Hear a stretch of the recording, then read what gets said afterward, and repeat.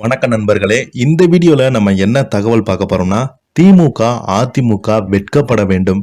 சென்னை வெள்ளம் குறித்து தீயாக பரவும் சத்யராஜ் போட்ட உண்மை என தகவல் இப்போது இணையதளத்துல அதிகமாக வைரல் ஆயிட்டு வருது. நடிகர் சத்யராஜ் அவர்கள் இணையதளத்துல இப்போது ஒரு புகைப்படத்தை வெளியிட்டு திமுகவையும் அதிமுகவையும் வெளுத்து வாங்கியுள்ளார். என்ன தகவல்னு வாங்க இந்த வீடியோல பார்த்து தெரிஞ்சுக்கலாம். அதுக்கு முன்னாடி நம்ம சேனலை சப்ஸ்கிரைப் பண்ணாதவங்க எல்லாம் சப்ஸ்கிரைப் பண்ணிக்கோங்க. பெல் பட்டன் சிம்ல அமைக்கி நம்ம சேனலோட நோட்டிபிகேஷனை எனபிள் பண்ணிக்கோங்க.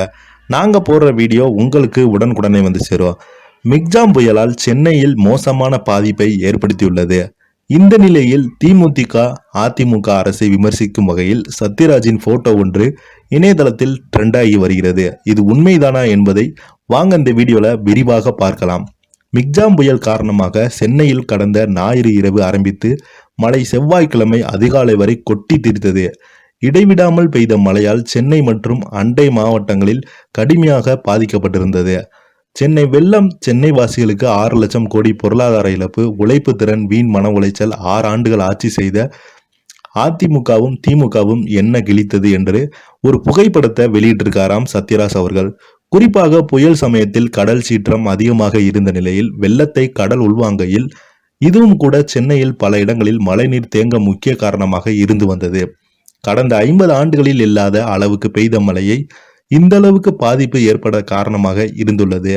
அடையாறு நீர்பிடிப்பு பகுதியில் 500 முதல் 5000 மீட்டர் மழையும், அப்டன் பகுதியில் 4450 மீட்டர் மழையும் பெய்துள்ளது.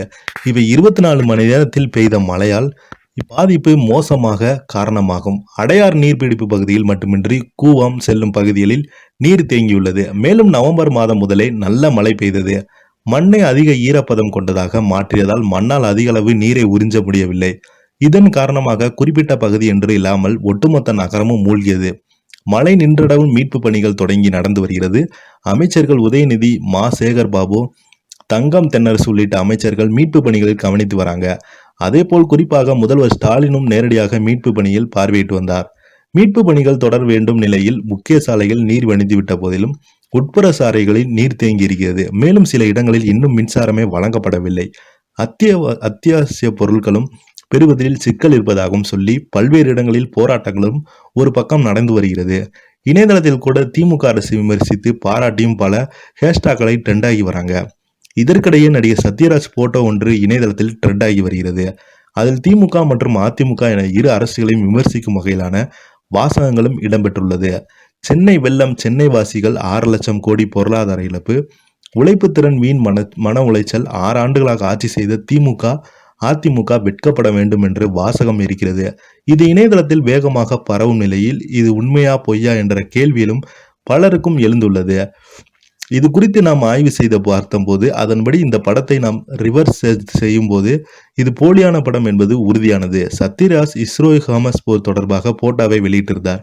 அதைத்தான் சிலர் மாற்றி இப்படி இணையதளத்தில் போலியாக பரப்பி வராங்க. உண்மையான போட்டோவில் போர் வேண்டாம், பாலஸ்தீன் குழந்தைகளை சொல்லும் இஸ்ரோயின் இனப்படுகொலைக்கு எதிராக குரல் கொடுப்போம், நவம்பர் 17 முதல் நவம்பர் 23 வரை போர் எதிர்ப்பு வாரம் என்பது போன்ற வாசகங்கள் இடம்பெற்றது. ஆனால் இதைத்தான் இப்போது போலியாக மாற்றி பரப்பி வராங்க.